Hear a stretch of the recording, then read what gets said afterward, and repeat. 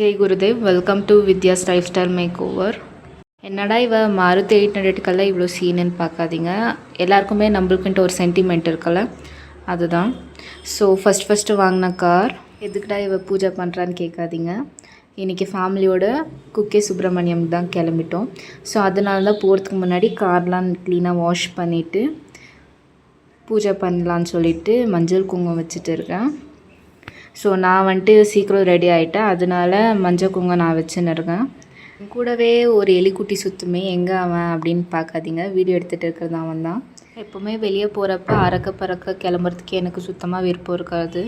So அதனால் நான் மார்னிங்கே ரெடி ஆகிட்டு எல்லாமே பூஜை முடிச்சிடலான்னு சொல்லிவிட்டு நான் சீக்கிரமாகவே கீழே வந்துட்டேன். ஆல்ரெடி நாங்கள் லேட்டு தான். இட்ஸ் ஓகே, நம்ம பிளான் பண்ணுற மாதிரி எப்போவுமே நடக்காது. ஆனால் முடிஞ்ச அவ்வளோ அதை எக்ஸிக்யூட் பண்ணுறதுக்கு ட்ரை பண்ணுறது தான் சூப்ரிமிட்டி என்னை பொறுத்த வரைக்கும். என்னடா பசங்க சீக்கிரம் ரெடி ஆகிட்டாங்க, அப்பா அம்மா இன்னும் வரலையே அப்படின்னு நீங்கள் நினைக்காதீங்க. ஏன்னா அவங்க மார்னிங் 4 o'clock ஏஞ்சிட்டு வீட்டு வாசல் எல்லாமே பெருக்கி தொடச்சி சாமிக்கெல்லாம் பூஜை பண்ணிவிட்டு, அதுவும் நாங்கள் 2K கிட்ஸ், அப்போவே உங்களுக்கு தெரியும். So nothing is easy year. எல்லாருக்குமே அவங்களோட பர்சனல் லைஃப்ன்றது இருக்குது. எல்லாமே பேலன்ஸ் பண்ணிக்கிட்டு இப்போ ஒரு வெக்கேஷன்னா போனோன்னா அவங்க தான் ஃபுல்லாக பிளான் பண்ணுவாங்க. பட்ஜெட்டாக இருக்கட்டும், போயிட்டு வர்றதா இருக்கட்டும், எங்கே என்னென்ன பண்ணணும் எல்லாமே. அவங்களுக்கும் அந்த டென்ஷன்ஸ் இருக்கும், அந்த வரிஸ் இருக்கும். இன்னும் டிரைவர் வரல, அது ஒரு டென்ஷன் இருக்கும். எல்லாமே இருக்க தான் செய்யும். ஸோ 2 பேரும் சேர்ந்து அந்த ஒரு அண்டர்ஸ்டாண்டிங் வர்றதுன்றது it's not a easy job. Okay, so 2 பேரும் பக்திகரமாக பூஜை பண்ணி முடிச்சிட்டாங்க. ஸோ விநாயகருக்கு முதல்ல பூஜை போட்டு காருக்கு க்ளீனாக பூஜை போட்டு முடிச்சிட்டாங்க.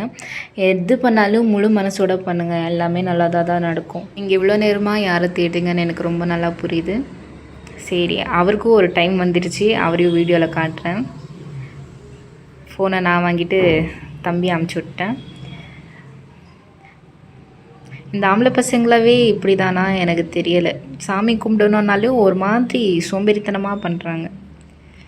அவங்க ஃப்ரெண்ட்ஸ் எல்லாம் வந்துட்டாங்க பாருங்கள், அதனால தான் போயிருக்காரு. ஒரு சிரின்னு சொன்னது ஒரு குத்தமாங்க, சிரிக்க மாட்டான், அவாய்ட் பண்ணுறான் என்ன அவன். ஓகே, ஸோ வெற்றிகரமாக எலுமிச்சை பழத்து மேலே காரை ஏற்றலாமா? 1 2 3 டன். மட்டாஷ் ஆகிடுச்சு அது. ஸோ இப்போது டோர் லாக் பண்ணலான்னு சொல்லிட்டு போயிருந்தோம் மேலே.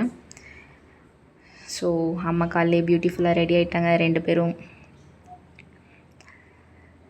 சிரிக்கவே மாட்றாங்க, அவன் என்கிட்ட பேசவே மாட்டான். ஸோ போகிற வழியெல்லாம் செம்ம க்ரீனரி. இன்கேஸ் உங்களுக்கு எதுனா ஒரு வீக் ஆஃப் ரொம்ப ஸ்ட்ரெஸ்ஸாக இருக்கீங்கன்னா எங்கன்னா போயிட்டு வாங்க. ஏன்னா வீட்லேயே உட்காந்துட்டு அந்த 4 சேவத்துக்குள்ளே உங்களுக்கு ஒன்றுமே கிடைக்க போகிறதில்ல. அதே டிப்ரெஷன் தான் கிடைக்கும், அதே லோன்லினஸ் தான், அதே ஓவர் திங்கிங் தான். வெளியே போங்க, வாக் பண்ணுங்கள். வீக்லி ஒரு 2 times அந்த மாதிரி வெளியே போங்க. ஃபைன். எல்லாருக்குமே என்ன சொல்கிறது, அந்த ரெஸ்பான்சிபிலிட்டிஸ் இருக்குது, ஸ்ட்ரெஸ் இருக்குது. அதெல்லாம் நம்ம வேறவங்கக்கிட்ட சொல்லிக்கிட்டு புலம்புறதுக்கு உங்களுக்கு நீங்களே டைம் கொடுத்தீங்கன்னா it will be much better. ஏன்னா நீங்கள் வேறவங்கக்கிட்ட சொன்னால் உங்களை ஜட்ஜ் பண்ணுவாங்கன்ற ஒரு கவலை உங்களுக்கு இருக்காது. உங்களை நீங்களே ஜட்ஜ் பண்ணிப்பீங்களா?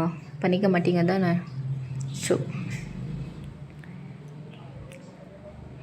ஸோ அந்த அங்கிளும் ரொம்ப ஃப்ரெண்ட்லி, நல்லா கலாய்ச்சிட்டு, அவங்க இன்னொன்று அப்பாவோட ஆஃபீஸ் ஃப்ரெண்டு தான். ஸோ அதனால் நல்லா பேசிட்டு ஜாலியாக இருந்துச்சு. எங்கள் அப்பா கமெண்ட் அடிக்கிறாங்க, நான் முத்தின மகளோன்னு, என்னோட அன்பான பொண்ணு அப்படின்னு. ஸோ போகிற வழியிலே ஃபியால் போட்டுக்கலான்னு சொல்லிவிட்டு, ஃபியாலா டீசலான்னு எனக்கு சரியாக தெரில. ஓகே, ஏதோ ஒன்று. நாம் கார் ஓட்டலை, நம்மளை சேஃபாக கூப்பிட்டு வந்துடுவாங்க, அந்த நம்பிக்கை தான், வேறு ஒன்றும் இல்லை.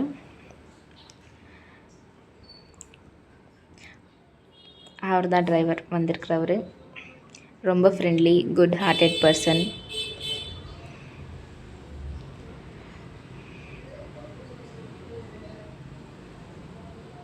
நாங்கள் தான் ஒரே என்ஜாய் பண்ணின்னு வந்தோம். பின்னாடி வெக்கப்படுறாரு பாருங்கள் அவர்.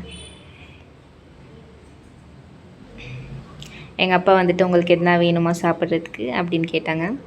எதுவும் வேணாப்பா, எதுனா தோணுச்சுன்னா நாங்கள் கேட்குறோம் அப்படின்னு சொல்லிவிட்டு மறுபடியும் பயணத்தை ஆரம்பிச்சிட்டோம்.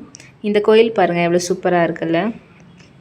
ஃபுல்லாக ஸ்டோன் ஒர்க்கில் இருக்குது, சிம்பிளாக இருக்குது, ஆனால் எவ்வளோ அட்ராக்டிவாக இருக்குது.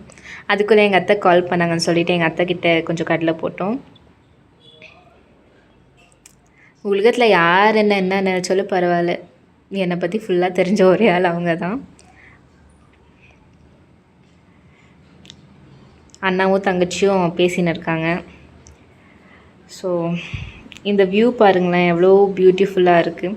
பக்கத்தில் நின்று பார்க்குறதுக்கு டைம் இல்லை, அட்லீஸ்ட் இப்படி போகிறப்பனா பார்த்துக்கலாம் அப்படின்ற ஒரு இது தான். இந்த ஏரியாவில் பாருங்கள் நிறைய மாடெல்லாம் இருக்குது. வியூஸ் பாருங்கள், அந்த கல் ஸ்டோன் வீடு. இங்கெல்லாம் பாருங்கள் சாணி போட்டு தான் மொளவி கோலம் போட்டிருக்காங்க. அந்த ஏரியாவுக்கு போனோடனே அந்த ஸ்மெல் அப்படியே ஜிம்முன்னு இருந்துச்சு.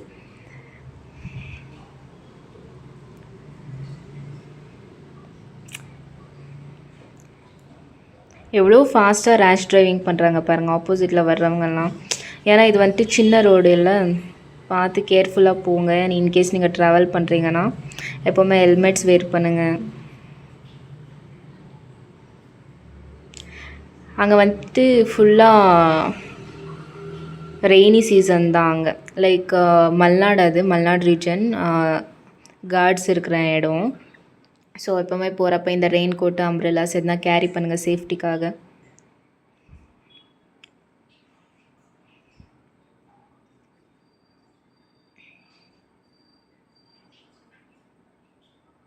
க்ளவுட்ஸ் பாருங்களேன் எவ்வளோ சூப்பராக இருக்குது. அந்த ஒரு க்ளவுடினஸ் எதுவுமே இல்லை, ஃபுல்லாக ப்ளெயினாக இருக்குது. பாருங்கள் அந்த லேக் பாருங்கள்.